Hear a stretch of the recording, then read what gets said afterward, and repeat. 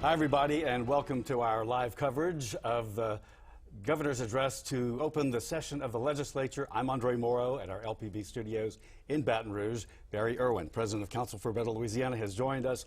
And the optics of this address, the setting, is very different than we've ever seen before. It is a campus of Southern University and Mumford Stadium. Absolutely. I don't recall this. We've never seen. Whoops, it looks like we've already got started right here at Southern. The only historically black system of higher education in America.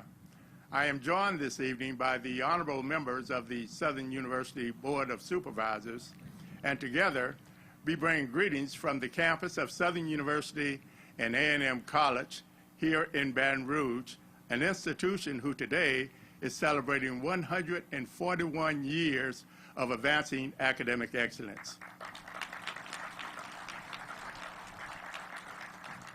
We would further like to take this opportunity to express our gratitude to the many people who have given unselfishly to serve this great state of Louisiana. Through their advocacy, they have enabled higher education institutions across the state to fulfill their respective duties to the stakeholders of our great republic. As we reflect on the challenges before us, and those we have overcome, we hold on to hope and look forward to great expectations. We believe an investment in education is an investment in our future.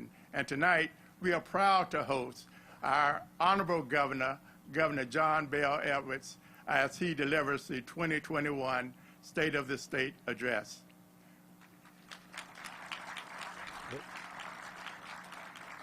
We are also honored to have with us members of the Louisiana Legislature and invited guests. Thank you all for being here, and thank you to those who are tuning in virtually. Following me, Father Paul Z., pastor of St. George Catholic Church in Baton Rouge, will lead us in prayer. Next, the presentation of the colors by the Southern University ROTC Jaguar Battalion. The Pledge of Allegiance will be led by Representative Barbara Freeberg, and the national anthem sung by Miss Brittany Jackson, a music teacher at Sharon Hills Elementary in Baton Rouge, and then, of course, Governor Edwards. So thank you. And now I invite Father Paul Z. to the podium.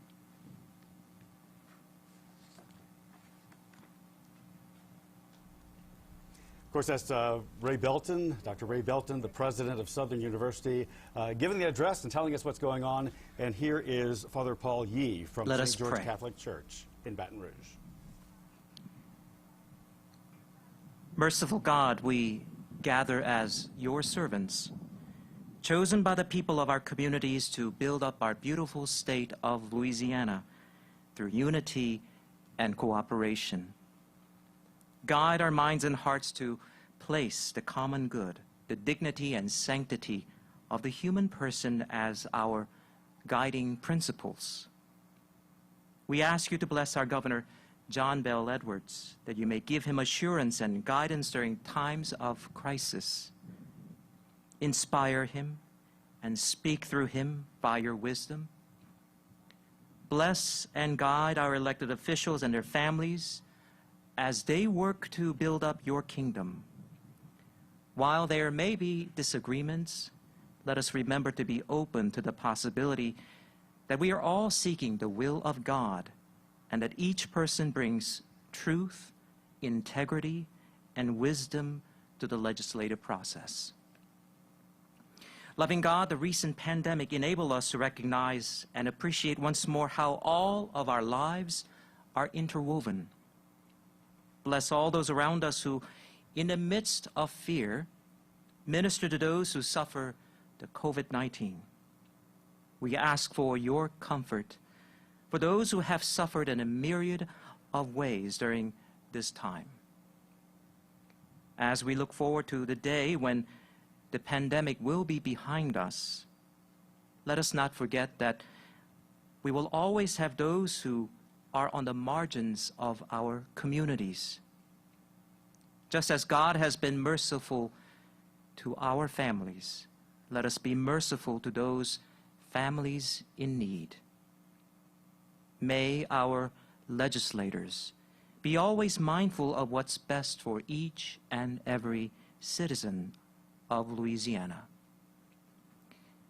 Lord, you told Moses, "Do not be afraid. Stand firm, and you will see the deliverance of the Lord will bring you today." We believe that every day your strength, your truth, and your wisdom guide us.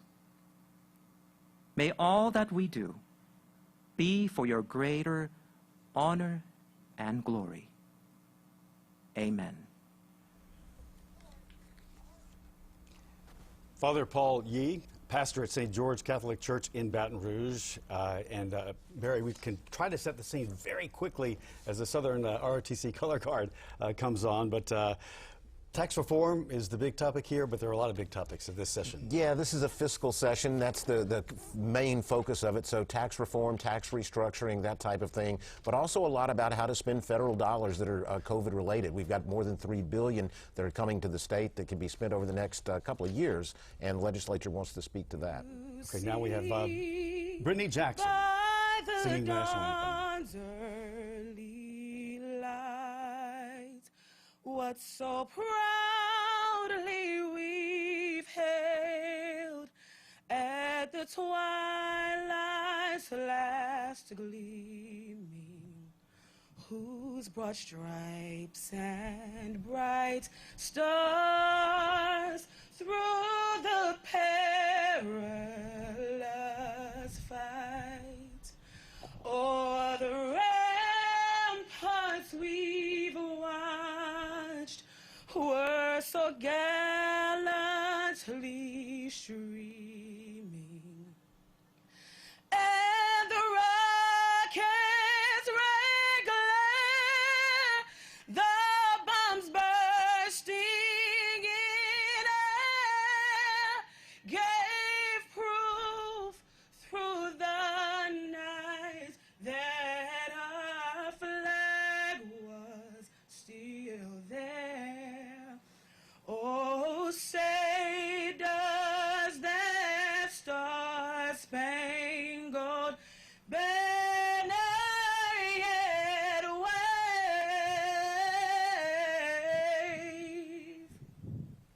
o'er the land of the free and the home of the brave.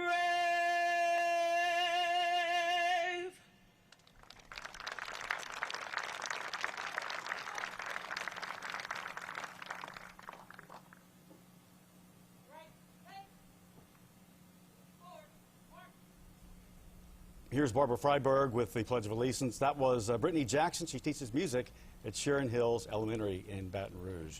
Barry, a quick word? Yeah, and Barbara's a state representative here in Baton Rouge and a Republican, so Please join me in the pledge. bipartisan. I pledge allegiance to the flag of the United States of America and to the republic for which it stands, one nation, under God, indivisible, with liberty and justice for all.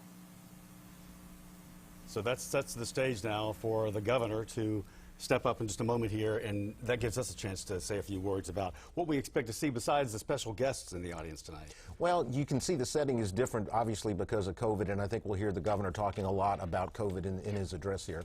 And Evening, everyone. And I want to start there now. by Here we go. thanking Father Paul for the opening prayer, the Jaguar Battalion for posting the colors, and Brittany Jackson, music teacher at Sharon Hills Elementary, for the anthem. And I want to thank Representative Freiberg as well for leading the Pledge of Allegiance. Good evening, everyone. Mr. Speaker, Mr. President, Lieutenant Governor Billy Nungesser, and members of the legislature, distinguished guests, and all of my fellow Louisianans. I am honored to be speaking to you today from the campus of Southern University. And I want to thank you, President Ray Belton, for your hospitality, and to your entire team for helping to put this event together following current COVID-19 mitigation measures. I also want to thank you for sharing your campus with the public as a hub for a drive-through testing and vaccinations. Your efforts have been nothing short of tremendous. And in fact, just this weekend, the Southern University system administered over 1,000 vaccination shots. Thank you so much. You know, today the bleachers are bare, but one day soon, if more people continue to get vaccinated and we hold down the transmission of the virus, we are certainly going to fill this stadium once again. And I can't wait to be here with you, watching the human jukebox and the Jaguars take the field. I am looking forward to that day. This is not how I would typically deliver my opening speech for session. But then again, this has not been a typical year. Usually, as you know, I would be in front of a joint session of the legislature in the House chamber, but I spoke to Speaker Schexnayder and President Cortez and decided to change the venue in order to keep everyone safe and adhere to current CDC guidelines. To the legislators who are here today following the opening of the 2021 regular session, thank you for your service, thank you for your presence. I look forward to working with you and all of the legislators this session. I know this hasn't been an easy year for you, for your families, for your businesses. COVID has taken far too many of our friends and colleagues.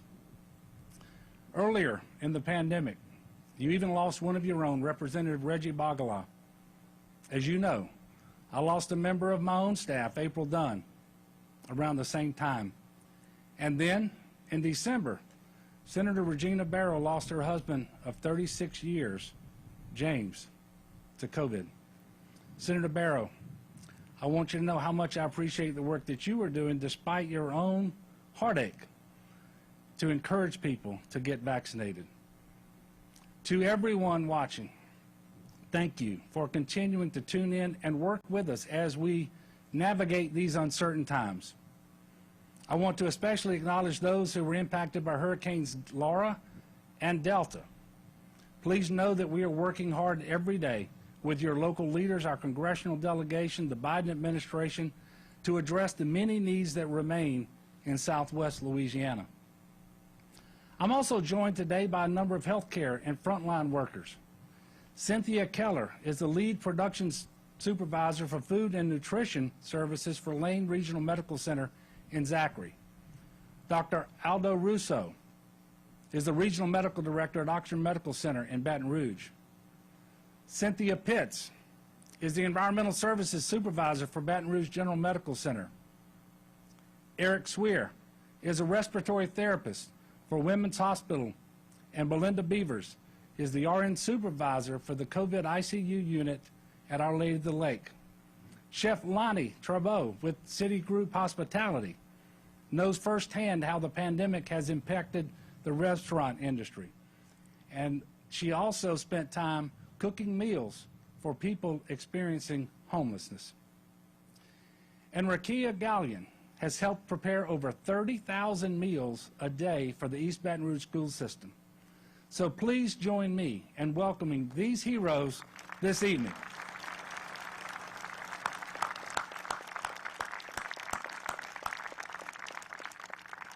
These individuals, as well as thousands of others from across our state, are the reason that we're here today in a better place, and I am beyond grateful.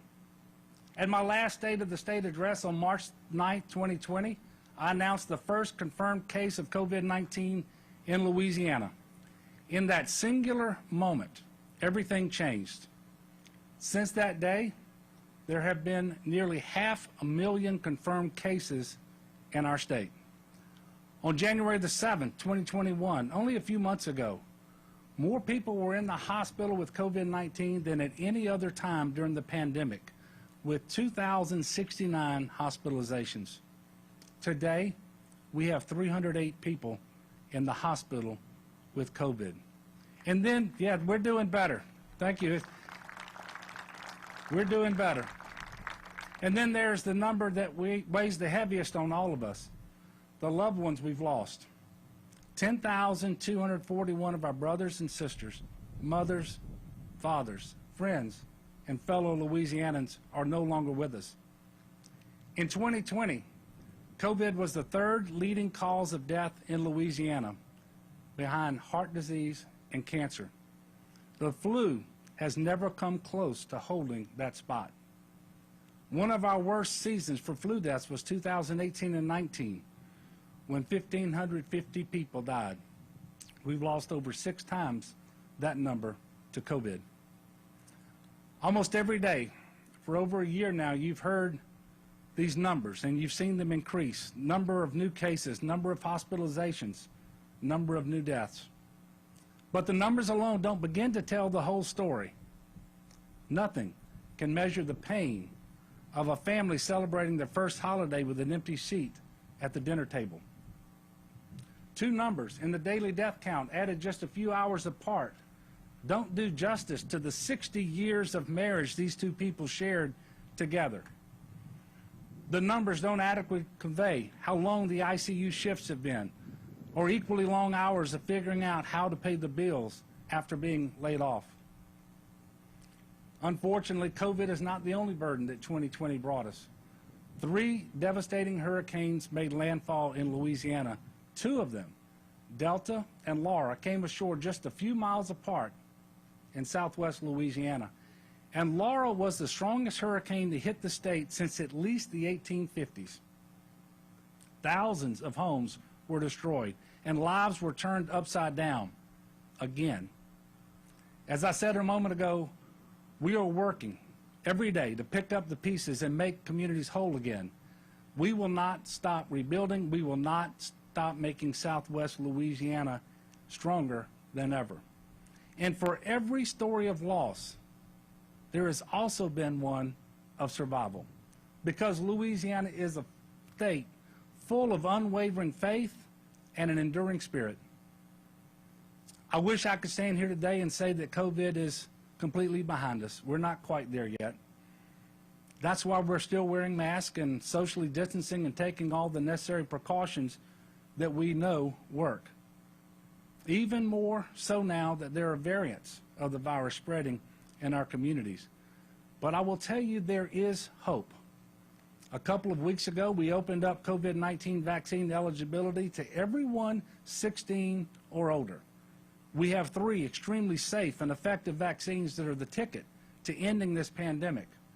And on Friday of this week, we'll open our first federally sponsored community vaccination center in Baton Rouge. What a difference a year makes. I know some of you have questions. I know some of you have questions about the vaccines, and that's okay. Most of us, myself included, didn't go to medical school. That's why I have Joe Canner with me everywhere I go, and he's at all of my press conferences. That's why you see doctors and nurses on the news reaching out to the public. So when you hear me say that the shots are safe and effective, that's not coming from me. That's coming from doctors and scientists and epidemiologists, like Dr. Jane Martin, a physician specializing in maternal fetal medicine at Oxnard. And she is with us here tonight. Thank you so much, Dr. Martin. Not only has she been educating patients and the public on the importance of getting vaccinated, Dr. Martin received both doses of the Pfizer vaccine while pregnant with her 3rd daughter, and she wants all patients to feel comfortable asking doctors about getting the vaccine so that they too are able to make informed decisions about their own health that are based on facts. Over 28% of Louisianans, more than 1.3 million, have already begun their vaccine series. We need as many people as possible to be in that number as soon as possible to put this pandemic behind us. We have a new vaccine hotline you can call to schedule your appointment or connect with a medical professional who can answer your questions. That number is 1-855-453-0774. Again, it's 1-855-453-0774. So we're not out of the woods yet, but we are moving forward. And that's what I want to talk to you about now. What's next? Over the past year, we've been pushed to think outside the box, to work in new ways, learn in new ways, socialize in new ways. One thing is clear. We can absolutely do things differently. So this legislative session, let us challenge ourselves to envision new ways of making Louisiana better for all of our citizens. Tragedies like the ones we faced often remind us of our shared humanity. But then things start to get back to normal and we forget that for some, the road to recovery is much longer and more difficult. Like you, I want Mardi Gras parades to roll again. I want festivals to resume. And I certainly don't want to have to wear a mask all the time. But I don't want post-pandemic Louisiana to look completely like pre-pandemic Louisiana, nor should it, because we can do better. The pandemic has highlighted inequities that have persisted in our communities, especially when it comes to health outcomes. These inequities were not created overnight, nor will they be eliminated overnight. They're the culmination of years of policies and neglect that our communities of color and low-income populations have borne for generations. If we do not address these issues now, we are doing a great disservice to people who have already suffered so much. That is precisely why early in the pandemic I established the Health Equity Task Force. It's why we rolled out the Bring Back Louisiana campaign, or working to ensure that all communities have access to the vaccine. It's also why I created the Resilient Louisiana Commission, to ensure that small businesses that have been devastated by this pandemic have a seat at the table and a path forward. Through this work, we have safely reopened our economy and are quickly making up the ground we lost to the pandemic. It's why 5 years ago I expanded Medicaid to the working poor in Louisiana. Because of that decision, many more people, hundreds of thousands, have had access to primary care physician and the ability to afford prescription medication in order to treat or control underlying conditions that make them more vulnerable to COVID. I know that we still have a lot of work to do in order to improve health outcomes, but I can't imagine how many more people would have died this past year if not for the Medicaid expansion. Another way we've established groundwork for a more resilient Louisiana is through the creation of a Climate Initiatives Task Force last year. No state in our country is more adversely impacted by climate change than Louisiana. But at the same time, no state is better positioned to be a leader in reducing carbon emissions and bolstering coastal resiliency. By 2050, our goal is to reduce carbon emissions to net zero and to have invested $50 billion in rebuilding Louisiana's coast. The reason I know we can get there is because we are working with, not against, the energy sector that sustains so much of Louisiana's economy.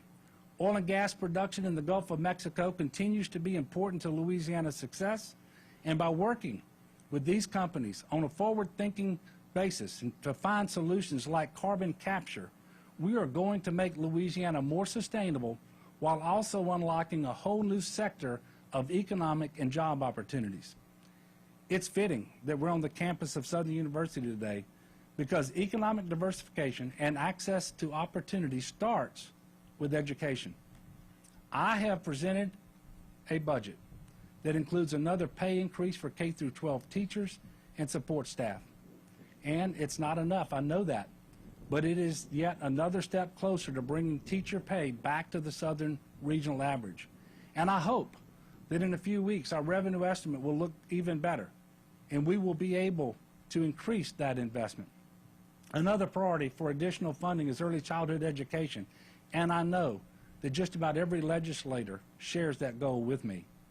My budget also includes a faculty pay increase for higher education, as well as $15.6 million towards higher education budget stabilization.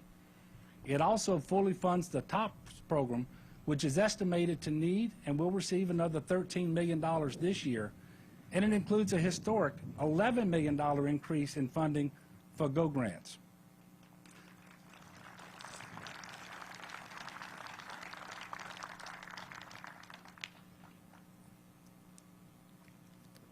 Tonight, we are all joined by Brandon Jones. He's a senior at LSU, majoring in electrical engineering.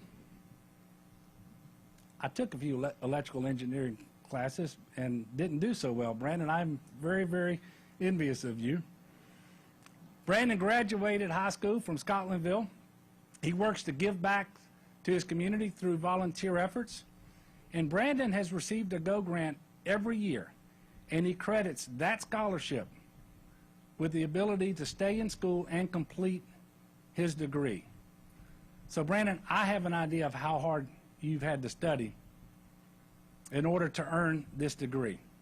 And by increasing funding for GO grants, we can help many more students like Brandon to achieve their goals. Let's give Brandon a round of applause tonight.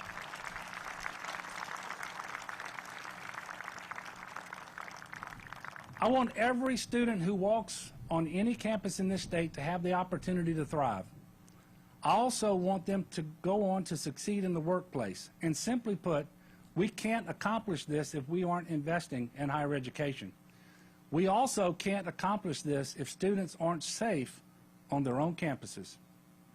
My administration has worked closely with members of the Louisiana Women's Legislative Caucus to propose House Bill 409, which would ensure faculty and staff are properly reporting Title IX violations per their university and system policies.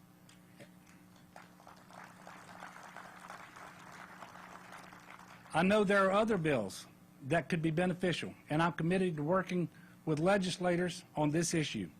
The key is that we have to get this right, and we have to do it now. This isn't the only way we are striving to make Louisiana a more just and inclusive place to live. We're also introducing legislation to ensure that pregnant or postpartum workers have reasonable accommodations to promote the health of both mom and baby. I've seen businesses, we all have, they've pivoted. Thank you. We've seen businesses pivot to address health and safety measures quickly because of the pandemic, and I applaud them for doing that. But if they can do that, there's no reason a company can't accommodate a worker during or after pregnancy. Louisiana, unfortunately, continues to be one of the worst states in the nation for maternal and newborn health outcomes. But we've already made significant progress. Last year, we met our goal of reducing maternal mortality related to hemorrhaging and hypertension by 20%. And therefore, I am more than confident that working with both healthcare partners and employers, we can reduce even more preventable complications for mom and for baby.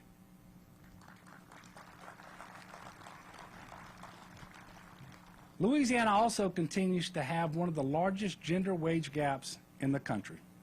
My legislative package includes pay transparency bills that are simple ways to address pay equity.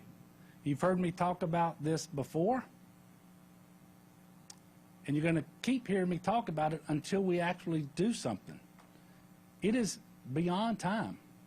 Frankly, it's embarrassing, because we all know that when women succeed, Louisiana succeeds, period.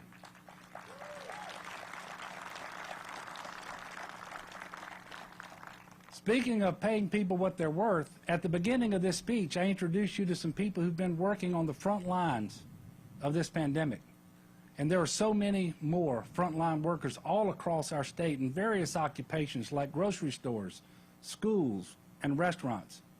And some of them, many of them, make the minimum wage, which, in case you need a reminder, is just $7.25 per hour in our state. And it has been since 2009. We call essential workers heroes for continuing to work throughout this pandemic. Yet even when they work full-time, we don't pay them enough to cover their essential needs.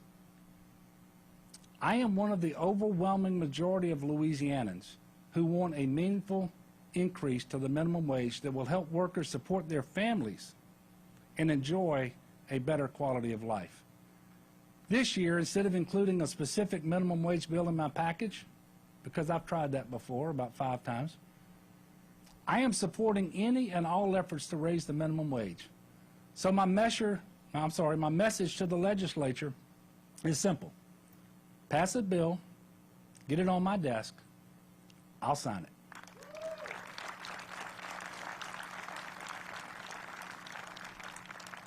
3 additional bills in my package are aimed at improving advocacy for those most vulnerable.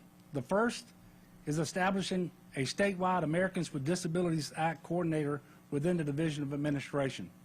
The ADA coordinator will provide educational and technical support for state and local agencies. My administration has made disability rights a cornerstone of our time in office, and I hope the legislature will join us in making sure every Louisianan knows they belong. Second, we will create an Office of Human Trafficking Prevention within the Office of the Governor. Ending human trafficking is an issue that both my wife Donna and I are very passionate about. And I want to pause just for a moment to thank you, Donna, for all that you've done on this critical issue for our state. Thank you, sweetie. We have certainly made progress when it comes to identifying trafficking cases and supporting survivors, but creating a designated office will allow us to place an even more concentrated effort on ending these horrific crimes that are tantamount to modern-day slavery. Third, we will be introducing legislation to create a Foster Youth Bill of Rights. It was written by and for young people who have gone through our foster care system. I am thrilled to be able to introduce you to some of them today. Antonika Frazier, Aaliyah Zayn, Jarvis Spearman, and Tet Rogers. Thank you all for being here. Your advocacy is going to continue to help so many young people. And they should know that their voices and their experiences are important. Finally, I want to take a moment to discuss some other items that will be widely debated this session. As you all know, this is a fiscal session, and with that comes a tendency to throw a lot of bills at the wall just to see what sticks. But true tax reform doesn't just mean tax change. Since 2016, we've made great strides in stabilizing Louisiana's budget, and our efforts are paying off. In fact, earlier this year, Moody's Investors Service revised Louisiana's fiscal outlook from stable to positive. And I know we have the opportunity to gain back the momentum we lost to the pandemic and natural disasters. But remember, in just 4 years, 2 more special sessions, two more fiscal sessions. I don't want any more special sessions. 2 more fiscal sessions from now, counting the one that started today, the 0.45% sales tax rolls off the books. We already have one of the lowest combined state and local tax burdens in the country. So while we can and should make reforms, they must be revenue neutral. No one wants to go back to the fiscal mess that I inherited and that we all had to deal with several years ago. And quite frankly, I won't let that happen.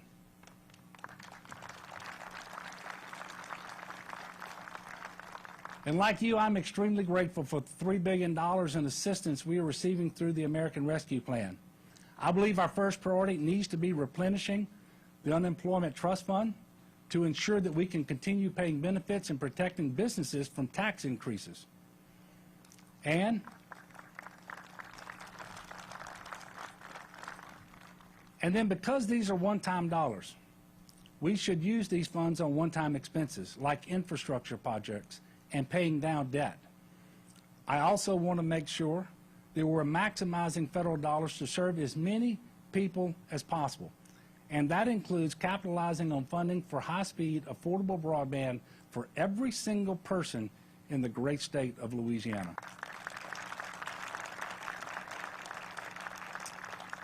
As I have always said, my door is open. Let's talk. Let's make reforms, but let's make sure they are real reforms, like the ones recommended by a task force made up of economists and tax professionals that the legislature itself created in H.C.R. 11. So in closing, as we enter the 2021 regular session and inch closer to the ending of the COVID pandemic, I am hopeful because the people of Louisiana are as resilient as ever. In 2020, we had many dark and cloudy days. To borrow a line from Louisiana State song, it felt like our sunshine had gone away. But better days are here, and even better days are ahead. I was thinking about this recently as we celebrated Easter, and I know that Easter is a time that renews our hope and faith in brighter days to come. In his first letter to the Thessalonians, St. Paul told them, and he tells us, rejoice always, pray without ceasing, and in all things give thanks, for this is the will of God in Christ Jesus. I know how hard it's been to find ways to rejoice or give thanks during the pandemic and natural disasters, but it is getting better now. A new day is dawning with every single shot in every arm. And while we are 10,241 rays of sunshine dimmer here in Louisiana, we're going to keep their memories shining by working hard to create a better state for all of our people. At the end of the day, it's the Louisiana people who truly make our state bright. So let's work together. Let's fight for the future that we know is possible. Let's get our sunshine back. God bless the United States of America, and God bless the great state of Louisiana. Thank you all. Edwards, thank you. Lydia Stanton. Thank you.